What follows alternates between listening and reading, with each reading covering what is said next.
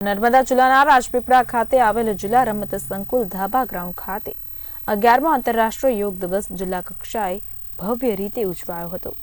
Yoga for one earth one health theme સાથે યોજાયેલા આ કાર્યક્રમમાં જિલ્લા પંચાયત પ્રમુખ ભીમસિંહ તડવી અને નાંદોદના ધારાસભ્ય ડોક્ટર દર્શનાબેન દેશમુખે વિશેષ ઉપસ્થિતિ નોંધાવી હતી। ઉજવણીમાં વહીવટી તંત્રના અધિકારીઓ, ચૂંટાયેલા પ્રતિનિધિઓ, જિલ્લાની રમત સ્કૂલના વિદ્યાર્થીઓ, માય યુવા ભારતના સ્વયંસેવકો અને યોગ સાધકોએ જોડાઈ કોમન યોગ પ્રોટોકોલ અનુસાર યોગાભ્યાસ કર્યો હતો। આ પ્રસંગે વડાપ્રધાન નરેન્દ્ર મોદી અને મુખ્યમંત્રી ભૂપેન્દ્ર પટેલ દ્વારા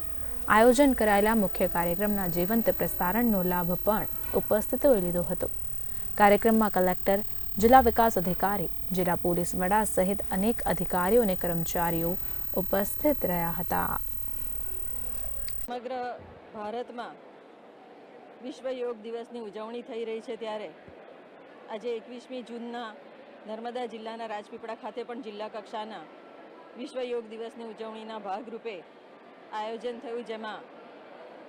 સરકારી અધિકારીશ્રીઓ, ગામના સર્વે પ્રતિષ્ઠિત નાગરિકો, પદાધિકારીશ્રીઓ,